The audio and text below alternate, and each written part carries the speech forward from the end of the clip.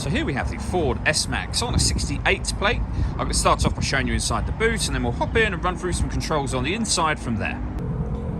As we approach the back of the car, you can see we have reversing sensors.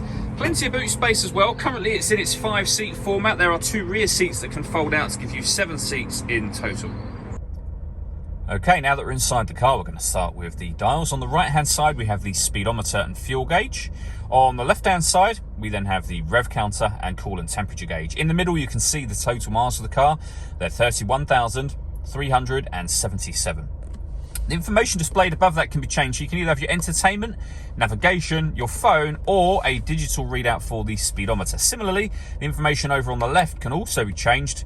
You can have any of the information you see being displayed there. And the buttons I was using to do that are here for the middle and then here for that left-hand side. We've got cruise control and speed limiter over on the left-hand side there as well, and stereo and phone controls on the right-hand side. Phone controls can only be used after such time as you pair the phone up to the car. And that is done over on the touchscreen in the center just here. Hit the home screen in the top left-hand corner.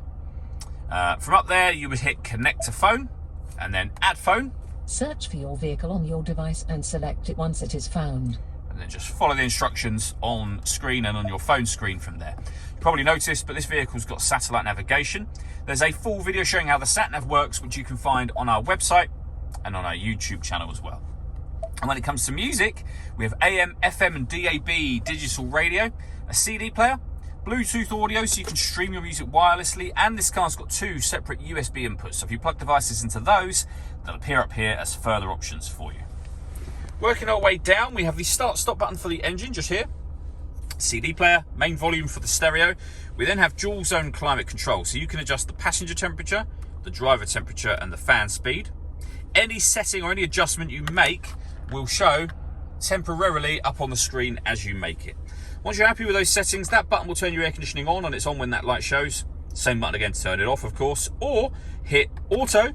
The car will now maintain the temperature you asked for, which you can hear it doing by taking full control of the fan speed for you. It'll also take control of the direction the air is being distributed in as well.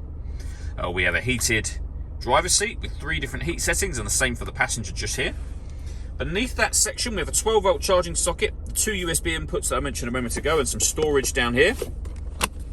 We then have the dial for the automatic gearbox. So we're in park at the moment. We have reverse, neutral and drive all on this dial, and the button in the middle will put the gearbox into sport mode. We have an electronic handbrake, and then finally these buttons over here. So we can turn the parking sensors on and off. We can turn the stop and start off. This car is designed to cut out when it's stationary in traffic to save you fuel. That system is now off. And this one turns on the autonomous parking. This car is able to perpendicular park and parallel park itself. Again, we've done a couple of videos showing this working, which you can find on our website and YouTube channel. All that leaves me to say is thank you for taking the time to watch this video. If you'd like to come and see the car in person and have a test drive, please feel free to call any of our MJA sites. We'd love to hear from you soon.